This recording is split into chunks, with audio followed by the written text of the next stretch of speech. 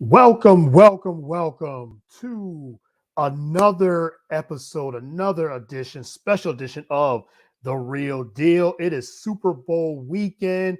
Super Bowl is here. Excited to drop this episode. Super Bowl weekend. It's a big show, big weekend today. Welcome to another edition of The Real Deal. I am your host, as always, Courtney Harden. Glad to be on the show once again.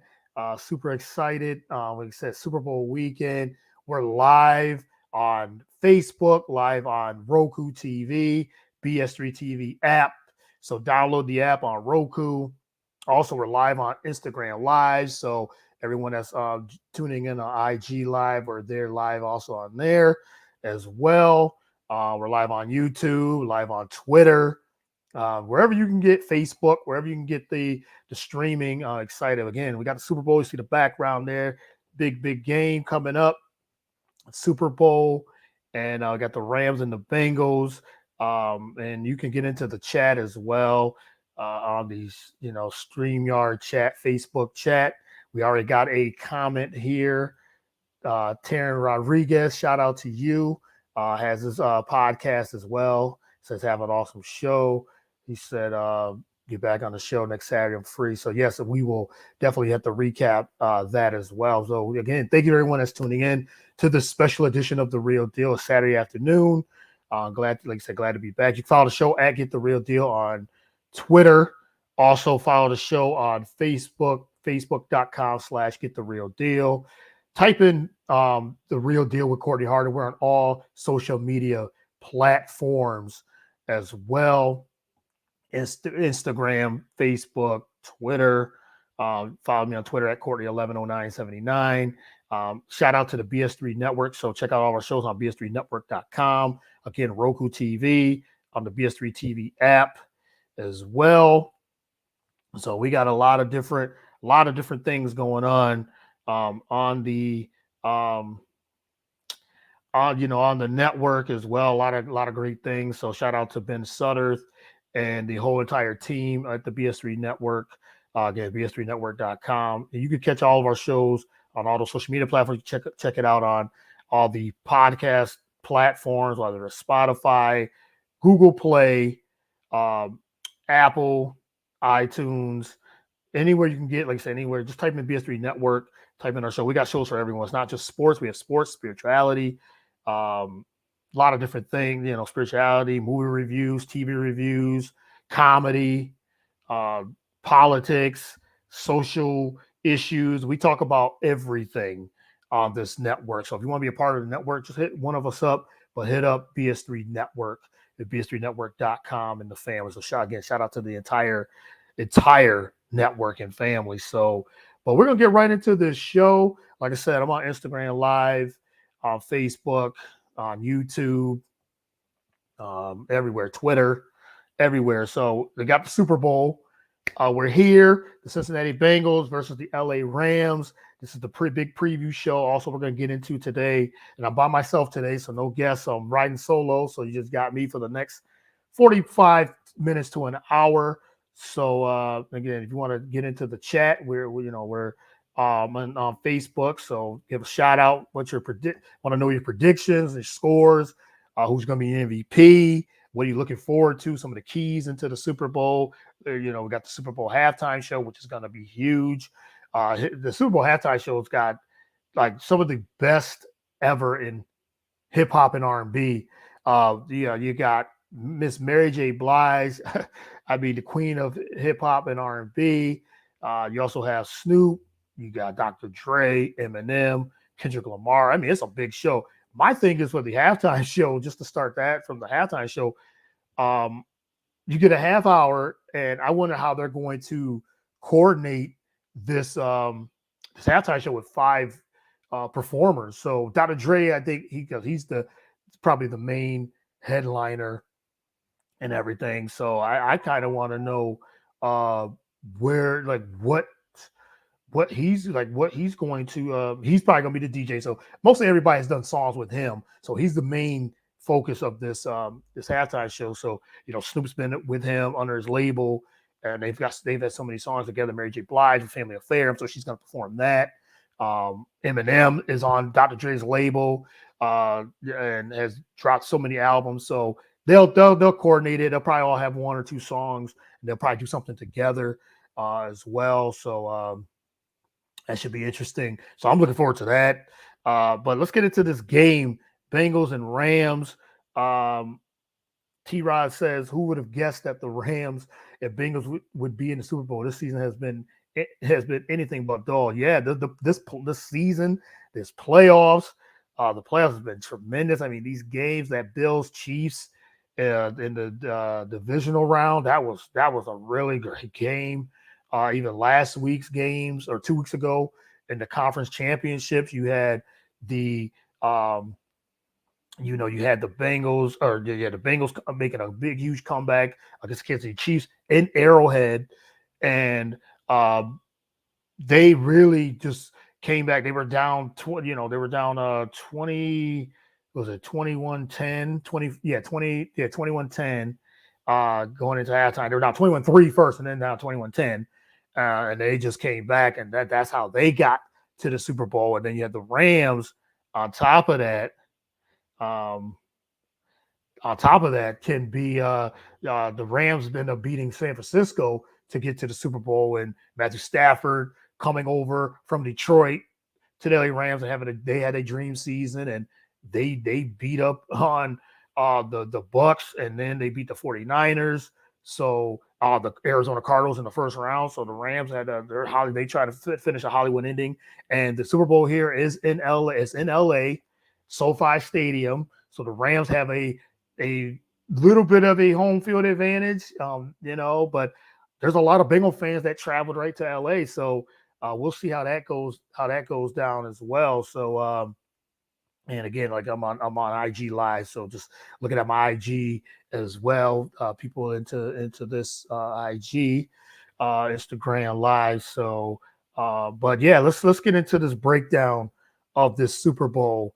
And like I said, how the Rams got there and how the Bengals got there. The Bengals, talk about from the Bengals side in AFC, the AFC champions, what they've done and what Joe Burrow has done has been just a tremendous year. No one predicted they would be here in this. Not too many people, I should say, didn't predict this. That they would be in the Super Bowl. I think some of the favorites from this past season, and some, Buffalo was a favorite, Kansas City, the Chiefs, in the AFC, Tennessee, who was the number one seed, who the Bengals took care of business with. They were one of the favorites. Baltimore Ravens heading into the season was one of the favorites in the AFC, but the Bengals, in some instances, they were projected to be last in the division, and that was a tough division because you had the Ravens, Steelers, and even the Cleveland Browns were in some form was predicted in the beginning of the year ahead of the Cincinnati Bengals. But who they in Cincinnati, defied the odds and really stepped it up. And now, they're in the Super Bowl. Joe Burrow had a tremendous year with that receiving core, with Jamar, Chase and T. Higgins. And and then, with the running game as well with Joe Mixon, they just did their thing, and the Bengals are here in the Super Bowl. So I definitely give them big shout out and everything too. So I think some of the keys for them against the Rams, against this Super Bowl, I think with the one thing they got to do, I think they got to really run the football, and that's going to be tough because against this Rams front four is going to be tough to run on. And with that front four putting pressure on that offensive line, because one of the weaknesses of the Bengals is the offensive line and blocking for Joe Burrow, blocking for the running game, and giving him time to throw the football down the field. That's going to be very. That's one of the keys. I think that the Bengals going to have to block. They're going to have to try to keep Von Miller away from Joe Burrow. They're really going to have to really key in on that, on that defensive line, because Ndamukong Suh. I said Ndamukong Suh. Oh my goodness, Ndamukong Suh ain't on this squad. But just try to just trying to block those guys in that defensive front. I think the Bengals are going to really struggle in that regard. But that's one of the keys. Their offensive line is going to have to definitely keep Aaron Donald and Von Miller. That's what I was trying to say. Aaron Donald. Sorry about that. Aaron Donald and Von Miller from pressuring Joe Burrow. But the one thing about Joe Burrow, what he's done, he was sacked 9 times with Tennessee against Tennessee. With Tennessee played them in the playoffs, and anybody that gets sacked 9 times, you would think that they would win, but Tennessee kind of. You would think Tennessee kind of they blew that game with Ryan Tannehill throwing 3 picks. So they kind of blew that game. But the one thing Joe Burrow has done all year is he's very cool, very calm in the pocket. He doesn't get rattled. And now that he's playing against another fearsome four on the defensive line, the Rams are going to put that pressure on that offensive line. So we'll see. That's one of the key matchups. Let's see if the Bengals can actually run the football against this defense. I think that's another key because they're going to have to mix it up with Joe Mixon. And thanks, T. Rod. Yeah, Sue used to be on there. Yeah, that's what I was thinking. Aaron Donald and Von Miller. So, yeah, that's going to be one of the keys that I think they're going to have to run the football. And they've been inconsistent. The Bengals running game has been very inconsistent. And it's part of it's the offensive line, again, with that, but Mixon is a dynamic running back, catch out of the backfield, can run between the tackles, and if he can get to that next second, third level, then that'll be great. And that'll keep a little bit more of the pressure off of Joe Burrow for making all those plays. Now Burrow is definitely one of the keys. Joe Burrow could definitely get the job done with the passing game because think of it, he's got like some of the best receivers. Like I said, with Jamar Chase, who had a tremendous year. Jamar Chase caught 81 passes for over 1,400 yards and 13 touchdowns. Also, he's electrifying. Also, T. Higgins, they also have over 1,000 yards, and they have Tyler Boyd. So they have a great threesome of the receiving core, one of the best receiving core in football. So just to like Joe Burrow's had a tremendous year. So yeah, but running the football, I think, is one of the big keys for the Bengals to try to win this big game, and they can just continue to do what they do. They've been playing as like not even one of the favorites. They're not even the favorites going into this game. They've been underdogs throughout, and they're here and they're playing. Basically, they're playing as like we belong here, and they do belong here. Beating the Chiefs the way they did was tremendous. Making that huge comeback in Arrowhead, beating Patrick Mahomes and that vaunted offense, and then they just had I don't know what was going on with that Chiefs team. The Chiefs seemed like they just put their foot off the gas and definitely did finish the deal because they should definitely be here. So T-Rod he said, even though the Chargers are my team, rooting for the Rams to win it all. Stafford approaching the end of his career, needs to get that ring. Burrow has his whole career ahead of him, and that's true. And Joe Burrow probably will have more chances to get here, but sometimes it's hard to get here again. Shout out to Ben Sutterth in the comments here, part of the creator and owner of BS3 Network. Shout out to him as well. Thanks for tuning in. T-Rod said Rams surprised they did a good job containing the 49ers run game. Same with the Bucs for the most part. Yeah, they did. They really did. And I know the Rams are going to have to do this again because I think the Bengals are going to have, like I said earlier, they're going to have to run the football and they have to consistently run the football. So let's go to the Rams side of this Super Bowl where they're dynamic as well. They're very dynamic on offense with Matthew Stafford. And I think the Rams are going to I think they're going to come out aggressive. I think they're going to come out and try to really get a lead on the Bengals. And as I said before, even when the Bengals are down, they're not out because Joe Burrow, he has no worries. He just one of his assets is when he's down and when he's getting sacked or pressured, he gets to the next play. And I think that's one thing I really like about him. He's Joe Cool under pressure. And he's been doing it all year. So even with the Rams, say the Rams jump ahead 14-3, 17-3, 17-7, something like that. you can't count the Bengals out. So I think the Rams going to have to continue to keep being aggressive, taking shots down the field. Uh, just Stafford got to not turn the ball over. I think that's one thing he can't do is turn that ball over. And if he doesn't turn that ball over, then they'll be fine. He hasn't turned the ball over in this playoffs much. And I don't think he has any interceptions in the playoffs. So towards the end of the year, Stafford was throwing some picks in critical time, and it's not was just the interceptions. It was when he was throwing those interceptions, when he was turning that ball over, because he's such an aggressive quarterback. He wants to get that ball down the field, and I think he will with Odell Beckham, with Cooper Kupp. I think that's one of the keys I think they're going to have to do. And T-Rob brought up another good point. I was saying that same thing. Yeah, the second half is something to watch. The Rams under Sean McVay are 49-1 with leading at halftime, where the Bengals have been the comeback kids. Yeah, they have been this year, and that's what I'm saying. If the Rams have a lead, it'd be like the Chiefs. The Rams got to continue to keep the foot on the gas and continue to be aggressive. So I think the Rams are going to come out aggressive. I know sometimes the Super Bowls, usually both teams really get conservative and they stay conservative. But as we know with Sean McVay, he wants to jump ahead. He wants to get up there. Now he has that quarter. When he had Jared Goff all those years, it was conservative. He wasn't being as aggressive.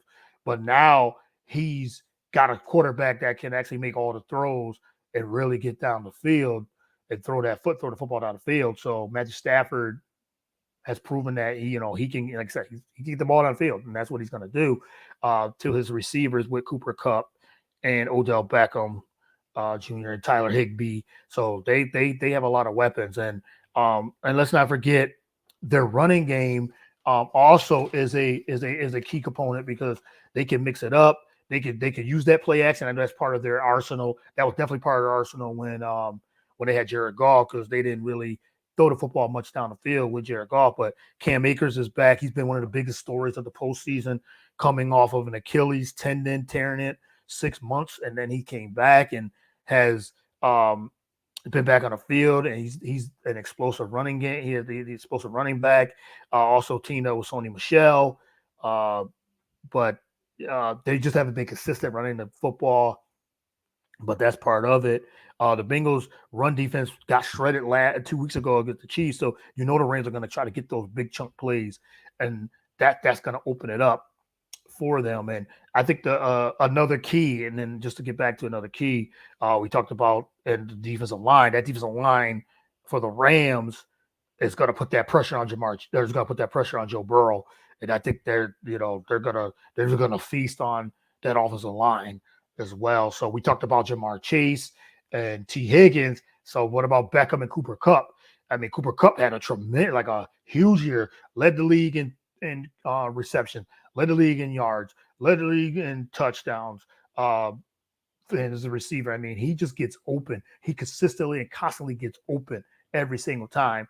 And then you got Odell Beckham, who came from Cleveland, and now he's in the Super Bowl. Everybody thought that he was the fault by the Browns were struggling, but it was Baker Mayfield. And now Odell Beckham has really opened up this offense because Odell Beckham can still play. Odell Beckham can still get open. Odell Beckham can make catches in traffic. He takes pressure off Cooper Kupp because you can't double Cooper Kupp because you got Odell on the other side, who still is Odell Beckham. If he's healthy, he has fit right in. Ever since they lost Robert Woods to that injury, Odell stepped right in, and that took him a couple of games. But now look at him. I mean, he's been scoring touchdowns left and right. And so getting Odell was huge for the Rams. And like I said, he could get down the field. He still has speed. Still makes tough catches in traffic. So let's not forget Odell's. I think he's going to be. It'd be interesting. It'd be interesting if Odell Beckham Jr. Actually gets the MVP. I mean, wouldn't that be something like the Giants get rid of him and then the Browns get rid of him because they thought he was the problem on both of the. Now, yes, he's had his issues. Yes, he's had his I guess you could say diva issues, but Odell is a talented receiver. And now that he's humbled himself, much, Now he's in the Super Bowl, so it would be so interesting and great if he wins the MVP of this Super Bowl. Which I'm not even going to. I'm not even going to count that out. That he gets enough. Gets enough yards and maybe score a touchdown or two. So let's see um, what happens there with that. So yeah, Tyler Higbee is out for the Rams tomorrow. Yep. So you got Kendall Blanton is at the tight end. Yep, you are completely right. T Rod, yes, he is, yes, because I know Bigby was questionable, but now he's out. Yeah, so the Rams still have enough offensive firepower to get this job done. So and like I said, you gotta factor in Aaron Donald, Von Miller, Jaylen Ramsey. Another key matchup is Jaylen Ramsey. Will he continue to follow around Jamar Chase? Usually Ramsey gets on the best receiver, and Ramsey has said all week he respects Jamar Chase. He's followed his career. Jamar Chase said he respects Jaylen Ramsey. That's gonna be a matchup. So if Ramsey is matched up on Chase, Chase gets those short yardage and turns into long touchdowns or long yards after the catch. So he's so like he's twitchy, he gets open. And then you got T. Higgins, like I said. But if Ramsey's on that one side and he covers it, and that's gonna be a great matchup. I'm looking forward to that. He's gonna be on Chase. I know he's gonna be on Chase the whole entire game, but Ramsey. So yeah, and they got, and like I said, the Rams are gonna get Von Miller. Von Miller's now making his presence known. Took him a little bit to get accustomed to that. But like I said, with Aaron Donald getting so much attention, it's going to be, this is going to be a really good game. So I think those are the keys. I think some of the hottest players going into this is Odell Beckham and Cooper Kupp. I think they're key factors. Another, like I said, to recap, another key factor, Stafford not turning the ball over. Yes, he's only turned the ball over once this postseason, a red zone interception. Yep, I remember that. Yes, he did. He's been solid, very solid this playoffs. Stafford, I think, not turning the ball over. I think it's another key for the Rams, and also that defensive line, and led by Aaron Donald and Von Miller, getting pressure and tearing up the weakness of the Bengals offensive line, just getting pressure on Joe Burrow and just pressuring him into mistakes or 3 and outs and things like that. I think those are the keys for the Rams, and then sprinkling in their running game to open it up and be aggressive. I think the Rams have to be aggressive to really jump out on the lead against the Bengals. I think the Bengals, to recap on their side, in this Super Bowl is continue what they've been doing. Joe Burrow just staying cool, staying calm under pressure, because he's going to be pressured. He's been pressured all play, been pressured all year with the offensive line. It's not all their fault, but he's been the most sacked quarterback. He's of the most sacked quarterback this season. But he's got to continue to make plays and continue to keep at, just continue to keep calm and stuff, because they're here. The Bengals are here, and they are definitely worthy of being in the Super Bowl. So I think Joe Burrow's just got to continue to, hopefully the offensive line can block for him. He can also, they got to continue to block, keep him upright. I think they got to run the football. They got to run the football effectively with Joe Mixon and P. Ryan. They got to mix that up, because that front four is going to be tough to run on that front four of the Rams. But the offensive line's got to that's what they got to do. And then screens. That can open up a lot of different things. And if they can run the football consistently, that opens up the passing game to their trio of receivers. And Joe Burrow he gets the ball to them. Joe Burrow gets the ball to those guys. He gets the ball. He gets the ball to Chase, to T. Higgins, to Tyler Boyd. So I think that's some of the keys. And the Bengals defense just got to make enough plays. They got to try to stop Stafford in that passing attack. Easier said than done, but I think those are the key plays for the Bengals as well. It's going to be a tremendous game. Like I said, the Bengals are a team of destiny. They've been the comeback kids. They've they just overcome a lot of adversity and throughout the playoffs and things like that. But my prediction, I'm going with the Rams in this in LA at SoFi Stadium. I think the Rams and the roster, how they've constructed it, getting Odell, getting Von Miller in the midseason has paid dividends.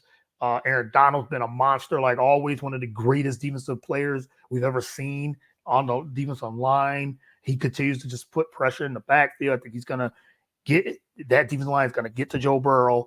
I think it's going to be a close game. I think the Rams will jump ahead early. Like I said, they're going to be aggressive. Stafford will be aggressive. Sean McVay will be aggressive, and they'll take shots down the field. Cooper Kupp will get his as well. Also, I think Odell's going to be a key factor in this game. So I have the Rams winning 29-24. Rams winning this game. So everyone, tell me your predictions on what your score is and everything. I would love to hear it on Instagram and also in Facebook as well. Ben says that I didn't originally like the Stafford trade, but the Rams clearly won this trade. Yeah, they definitely did. They definitely won this trade. But yeah, I like the Rams 29-24. Like I said, I think they're going to come out aggressive. They'll jump ahead on the Bengals, but the Bengals will make their usual comeback, keep it close. I don't think they're going to take the lead, but Stafford will and the Rams will get the job done, and they will be the Super Bowl champions. Stafford, that was like one of the best pickups this season if he can finish the deal as well. T-Rod says that for a prediction, he says, I have the Rams winning 31-20. I think they'll do just enough to prevent Joey B to make a comeback.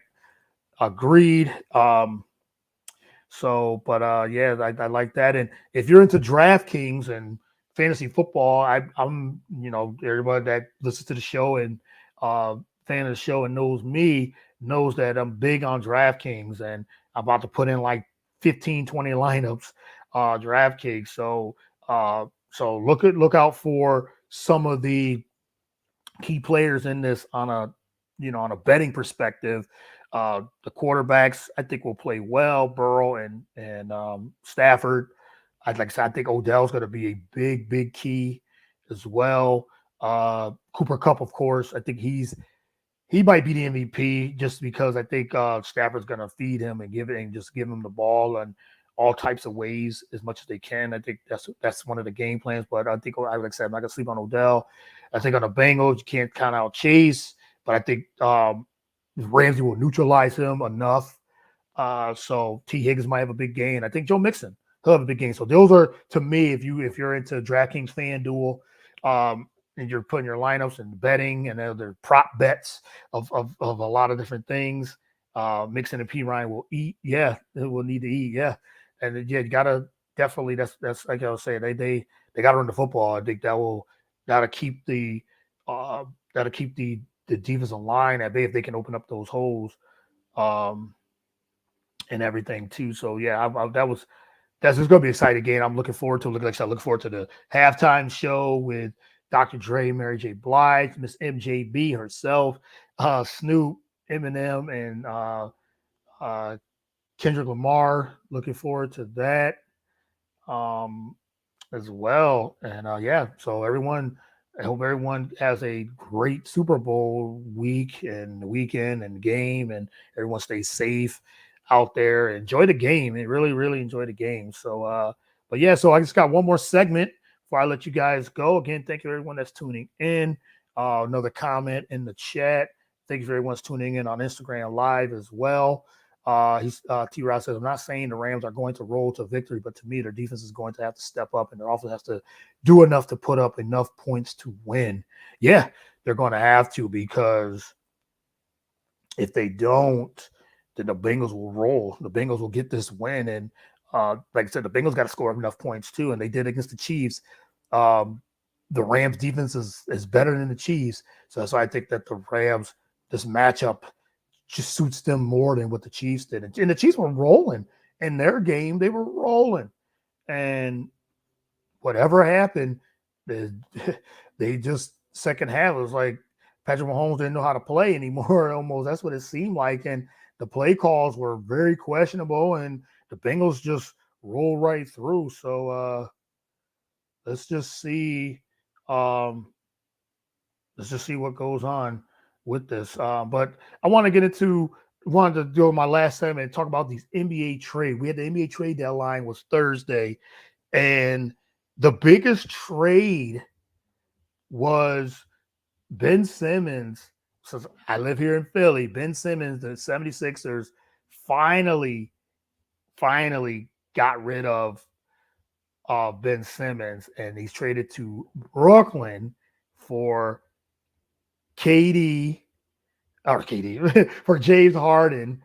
He got traded for James Harden, so it was James Harden traded for Ben Simmons, Andre Drummond, and Seth Curry on that. And wow, what a trade! And I didn't think this trade was going to happen at all. I really, really didn't. And now the Sixers have James Harden now, so they're going all in. So for me, in the perspective, my take on this whole thing, I think both teams made out great. James Harden wanted out of Brooklyn, and we know the whole story in the saga with Ben Simmons. He didn't want to report, and then there was a lot of issues with him. Being in with Philly and the Philly fans booing him because he didn't shoot the basketball. He played poorly in the playoffs, and his time was just done. And then he did reports to camp. He's practicing with a cell phone in his sweatpants, and like then he talked about mental issues and injury. And bro, you just didn't want to be here. That was the thing. Shout out to Andre Jones. I got to get you on the show, man. He has a great show on the BS3 Network. Check it out as well. He does a show daily, each and every day. So check his show out. I love his show as well. But he said I think it was a good trade for both teams. I do too. I really thought it benefit both teams because James Harden wanted out, and also Ben Simmons wanted out. So from the Philly side, we'll start there. I think it was a great trade. When you get a top 10 player in the league and you get an opportunity to get him, you get him. And now he's teamed up with Joel Embiid, who to me right now is the MVP. And Joel Embiid just needed that help. Like he was getting it, and Philly was playing really, really well, but it was time for him to get someone else. And they thought Ben Simmons was going to be that second guy, and it just didn't pan out. It just their chemistry just didn't work out, and you could tell there was a lot of back and forth. They didn't really get along. Joel Embiid was looking at Ben Simmons like, "You're supposed to be my wing guy. Like, what are you doing? You're not shooting basketball. You didn't want to report. You couldn't take the criticism, and now you were sitting out. He was going to sit out the whole year. So I could see why Joel Embiid wanted him out, and he didn't say that he wanted to improve on his game or anything like that. So now Ben's out, and he's in Brooklyn. So you get James Harden, and Harden wanted out of, like I said, he wanted out of Brooklyn because there was a lot of different discrepancies with him and Kyrie. He said that you could tell James Harden didn't want to really be there. Kyrie's a part-time player. The whole vaccination thing with Kyrie, is he going to be there? Is he not going to be there? Kevin Durant's hurt. James Harden. It was just a mess in Brooklyn. So Harden healthy in Philly helps this Sixers team tremendously, to say the least. Harden is one of the best scorers we've seen over the last 20 years. It opens up so much, and he can shoot, he can score, and it opens up so much. But I tell you this, with this getting James Harden right now, and he's got to stay in shape. Getting him right now definitely opens up the middle for Joel Embiid, because Harden's a playmaker, and I totally agree with Andre Jones saying a healthy Harden is a legit playmaker. Yes, totally agree with that. And he's got the Bengals winning 33-30. So that's a great prediction. Great prediction. It really Appreciate that. But yeah, a healthy Harden it makes a world of difference compared to uh, Ben Simmons because he's a great playmaker. The only thing about Harden, to me, if you're getting a caliber player like that, you have to win. I think that uh, you got to win this. You got to get to the championship. To me, it's finals or bust for the Sixers. That's the pressure that they put on us. That's the pressure. When you get a caliber player like James Harden, top 10 player in the league, it's finals or bust. You got to get there. Eastern Conference Finals is fine, but you got to get to finals. Like I said, you can't waste this type of year that Joel Embiid is dominating. Like he is dominating right now, and like he's getting like the guy is like just at will, just dominating. And now you get Harden in the mix on top of that team with Maxey, with Tybalt. They kept Tobias Harris. Now they did give up some shooting, gave up Seth Curry, and they gave up good backup big and Andre Drummond, who was a legit backup. It was the best backup that Joel Embiid's ever had. Dwight Howard, it didn't work as a backup. So the Sixers did give up a lot, and I think they might have given up too much. But like I said, you get a chance to get James Harden, you go for getting in there. So they swing for the fences. Now they have him here. My thing is sometimes with James Harden in the playoffs, we've seen it throughout his career. And when things don't go right, as T-Rod's right, it's tough to tell what Harden you're going to get. He was unhappy in Houston later in his career in Houston, and then he wasn't happy in Brooklyn. And then he came out. There was a report that he came out before, like, I do want to go to Philly, but I don't want to really be don't want to get the backlash. Come on, man. It's already out there. The story's out there. You said it. Like, we already know you weren't getting along with Kyrie anymore. So you were unhappy. You were unhappy with the situation. So you wanted out. And now you got your wish. You're out. So now supposedly you had this hamstring injury. I don't know how legit that is. He had this flare in the hamstring, and if it is, that's nothing to play with. So it's flared up again. It flared up in the playoffs last season. That's what did them in Brooklyn. Because Kyrie was out, Kyrie got hurt, and then Harden got hurt in the playoffs. So they weren't able to. I think they were 13-3 with those three in the lineup. So they only got a chance to play in the lineup 16 games together because of the injuries. But it's tough to rely. It's going to be tough for Harden and to rely on him, I think, in the playoffs. But we'll see if he's healthy, motivated. Philly's going to be a problem. And that top of that East now with Philadelphia, Brooklyn, with Chicago, Milwaukee, who got Serge Ibaka. That was another key piece for the Bucks, the defending champions, to go along with Giannis and the company. I think that helps them tremendously. I still like the Bucks in the East. I'm just saying they just got more size, they got more defense with Ibaka, so that fits. Like they need more size and defense, and they end up getting that as well. Miami Heat, they're going to be tough. So the top of the East is Cleveland. Yeah, you can't count them out. Top of the East is loaded. But I do like this Harden trade. Like I said, I think it's going to benefit Embiid. It's going to benefit the rest of the guys. But losing shooting and Seth Curry and losing that backup big, it does hurt their depth a little bit. But like I said, if Harden's motivated and he's 32 years old, 31, 32 years old, how much does he have left and how motivated he's going to be? Hopefully it doesn't unravel again. But he goes back with Daryl Morey. He was with Morey in Houston. Harden had some of his best years, MVP years, in Houston.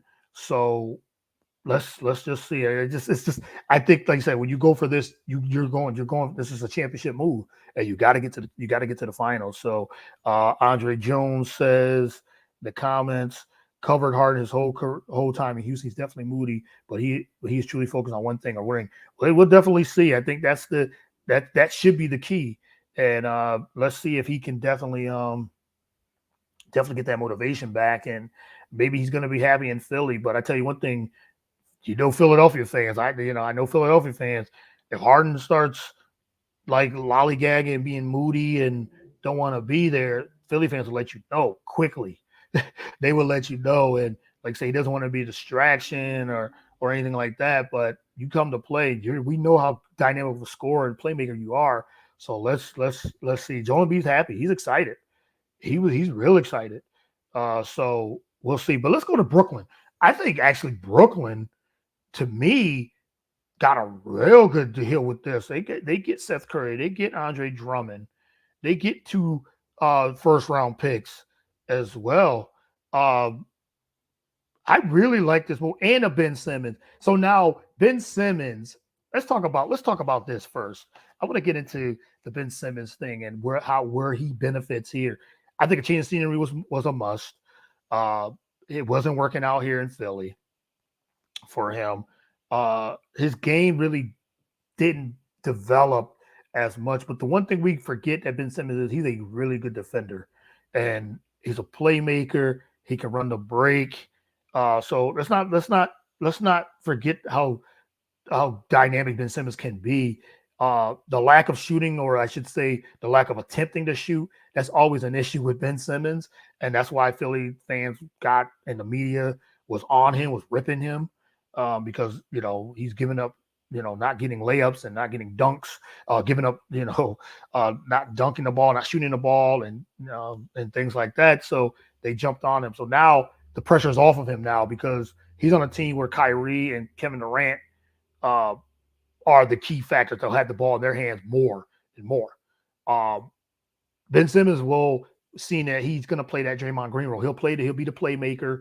He'll set the offense up a little bit. That's one thing he could do. And like I said, he can defend. And I think that's where Philly's going to have issues with James Harden. We know James Harden, for his career, he's not a defender at all, to say the least. He's like a matador. He just let players just go right by him and everything too. So he's a really bad defender. Doesn't really try on defense. Ben Simmons is an all-world defender on the perimeter, and that's going to help Brooklyn tremendously. So I really I like him going to Brooklyn, and the pressure's off of him he don't have to be the man on there. And Kyrie, if Kyrie is there, like I'm saying, he's there because we don't know what Kyrie you got to get, but he's part time. We'll see if New York, if they open up, the mandate, if they drop the mandate and where he could play home games as well. But that's what they got Ben Simmons for now, because then he could be their point guard.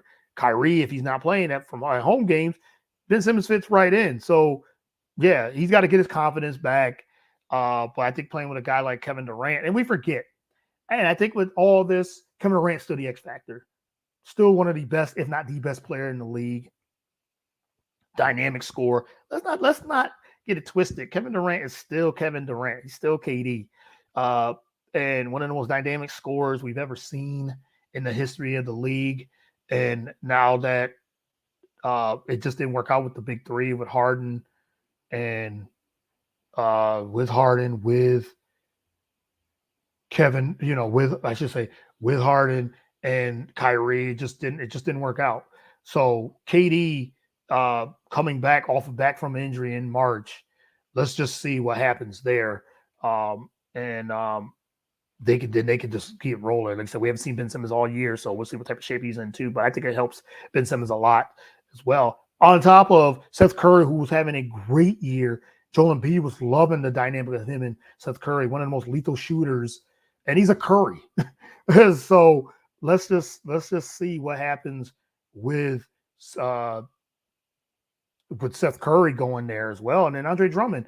Brooklyn needed a big, and he's a legit big for them as well. So I like this move for Brooklyn, and they're still one of the favorites in the East. They're going to be tough to beat too as well. So yeah, so I thought that was a big move, and I just didn't think the Sixers were going to be able to beat.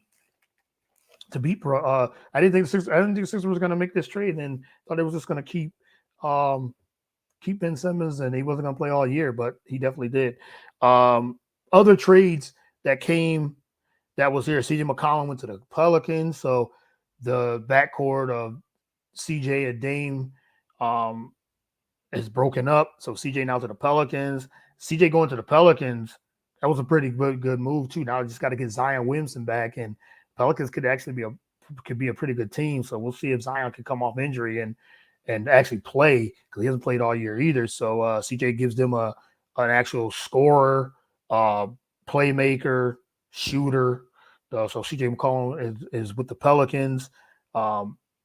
Portland now probably going to build around Dame, because they didn't trade Dame, so they're going to now they put in all their baskets and maybe try to come back with Dame as well. They're definitely hitting the reset button. I agree, totally agree, T-Rod.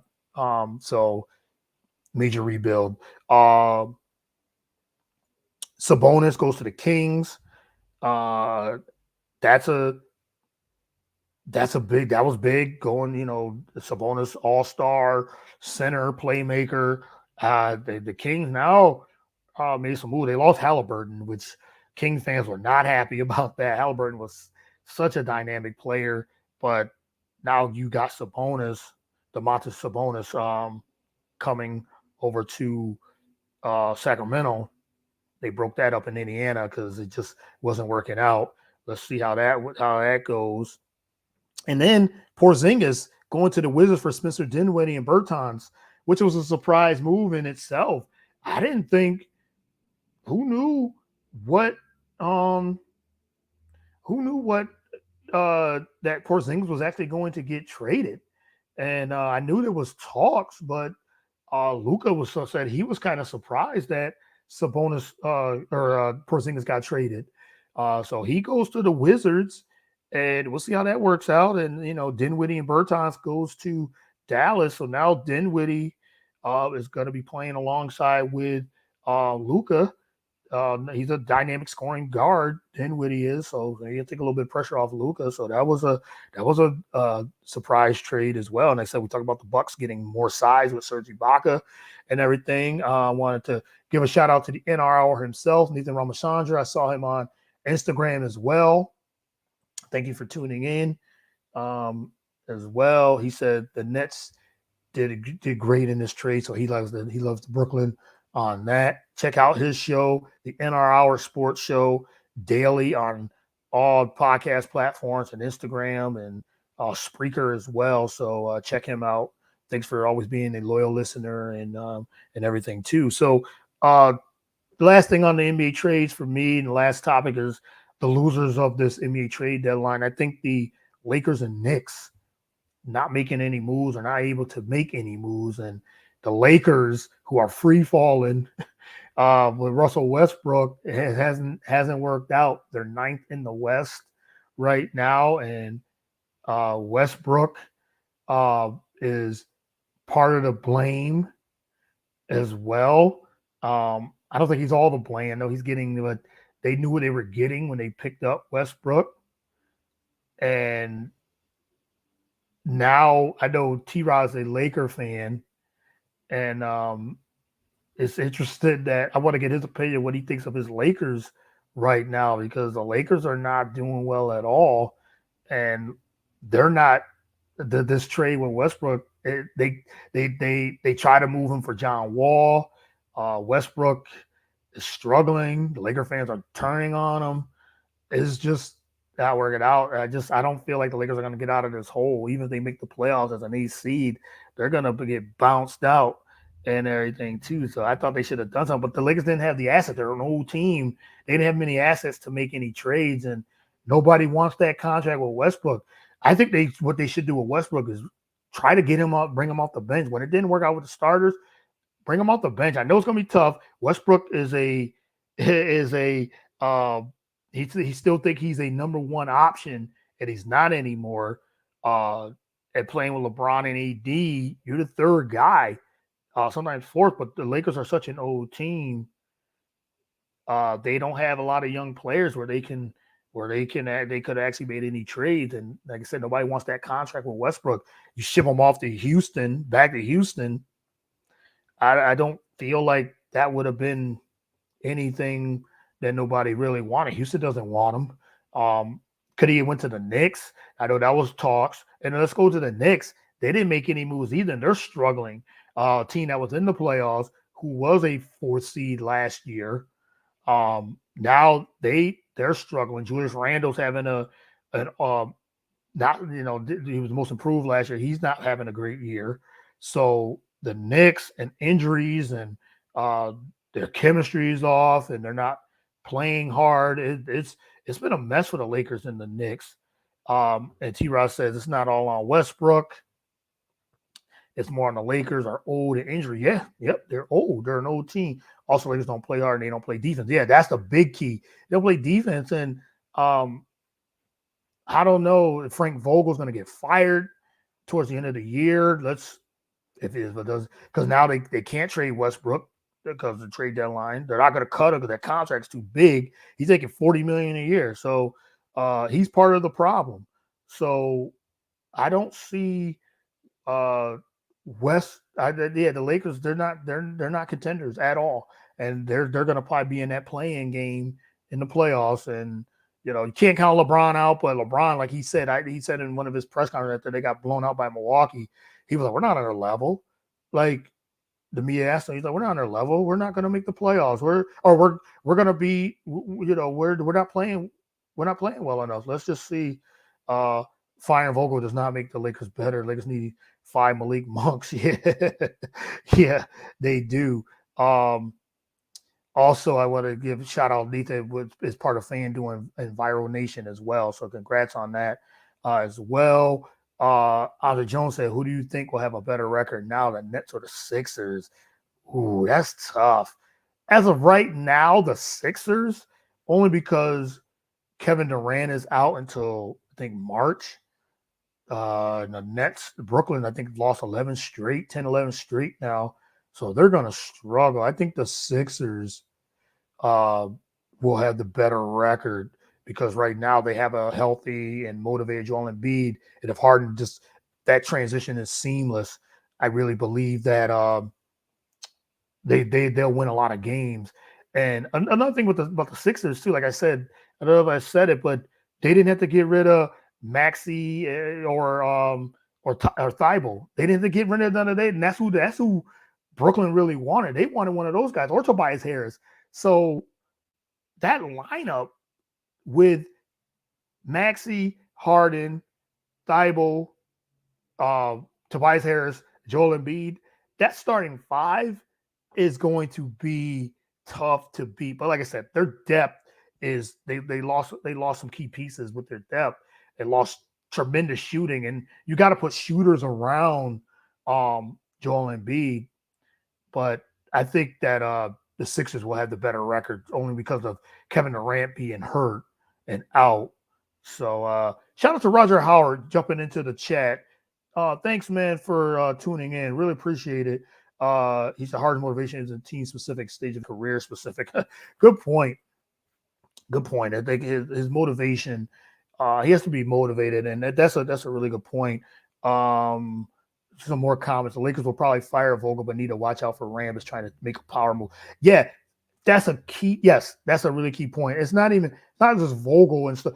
You got Westbrook because that's a front office issue. The front office knew what they were getting with Westbrook, and now the benefits of having Westbrook there and now struggling, they're putting the blame on Westbrook.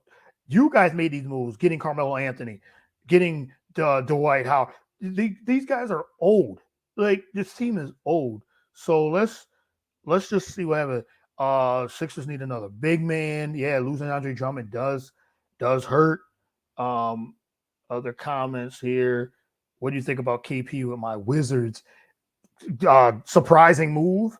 The thing that hurts the Wizards is that Bradley Beal's out for the year. Now that's huge, man. And the Wizards were playing so well at the beginning of the year. They were just like my Chicago Bulls, but the Bulls continue to keep, being at the top of the East. But the Wizards now losing Bradley Beal definitely hurts them as well. But getting KP definitely helps them. I thought it was a nice move, surprising move, but definitely a good move for them. Getting Porzingis next year, yes.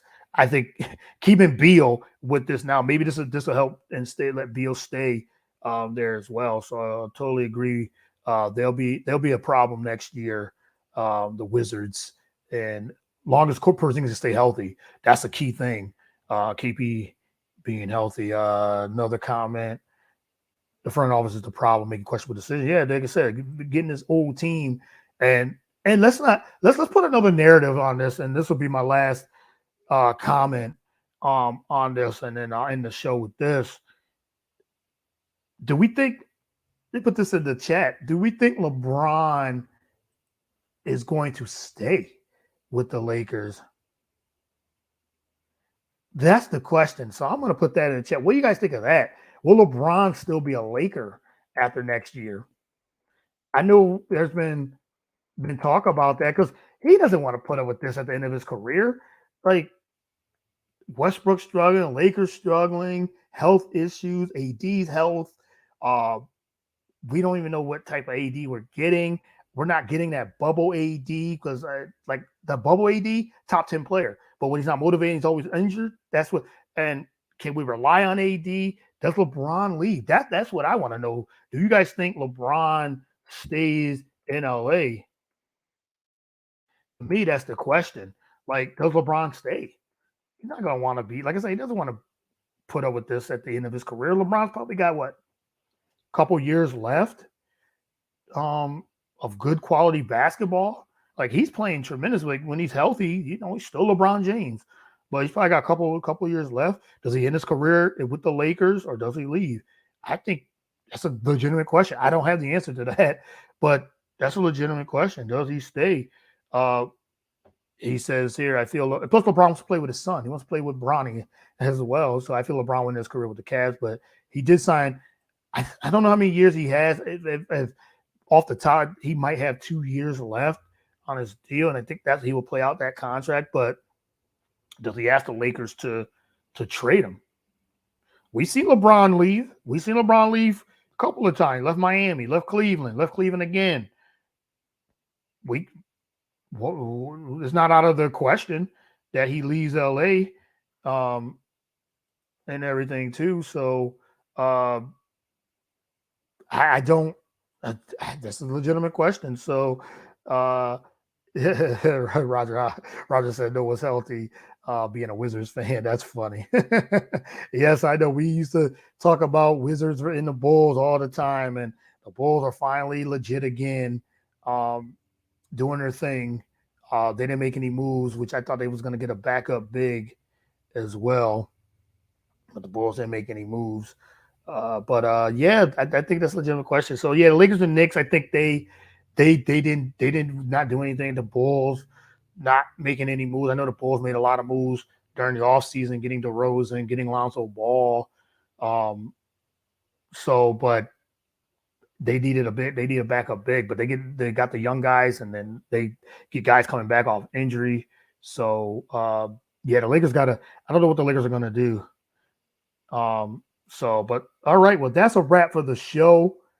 I want to thank all the comments. This has been great. And like I said, doing this by myself, I do these solo shows every few months, 3-4 months as well. So thanks everyone tuned in for this last hour. I really appreciate it. Thank you for all the support each and every week. Shout out to my boy Darrell Whiteside, Samaj James. Thanks for tuning in, man. Appreciate it. But again, thanks to everyone that tuned in on Instagram Live. I did not forget you guys on here. Thanks to all the comments, all the support. T-Rod and Ben Southern, Roger Howard, Andre Jones. Again, Andre Jones, I got to get you on the show, man. I want to get on your show. Check out everyone on here that's got podcasts as well. Support the NR Hour, Nathan Ramachandra.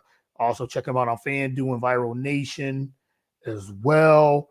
Thanks to everyone in BS3 Network. Follow the show at Get the Real Deal on Twitter. Also, everyone that continues to support, continues to tune in. Roku TV. We're again, BS3 Network is on Roku TV. Download the BS3 TV app. Get all the shows on BS3 TV on Roku. You can find it, like I said, we talk about sports, we got politics, got spirituality, movie and TV review shows, comedy, social commentary, you name it, we got it. Uh, Politics. We're just bs3network.com. Where you can find all the shows. So check it out. We got a little bit of everything for everybody. Thank you, T-Rod, for that. Great show. Again, that's a wrap for the show. It's going to be this show. Like, if you haven't seen it live, you can check it out on BS3 Network, YouTube, Facebook. I'm going to share it on all my social media platforms. Just type in Real Deal with Courtney Harden. You can get all the content there. Spreaker, Spotify, Google Play, everywhere. YouTube, Twitter, wherever you get podcasts, and you can find it there. Hope everyone enjoys the Super Bowl. Stay safe out there as well, and enjoy it with your family and friends, and have the parties and everything too. I'm going to enjoy it. Again, score from the score. I have the Rams beating the Bengals 29-24. MVP, I'm going with Cooper Kupp, even though I think Odell has a great shot to win MVP, but I think Cooper Kupp will do enough, couple touchdowns, probably like 8-9 catches. So again, thank you everyone that tuned in on our Instagram Live. Until next time, continue to support. Be safe, everyone. Peace. God bless.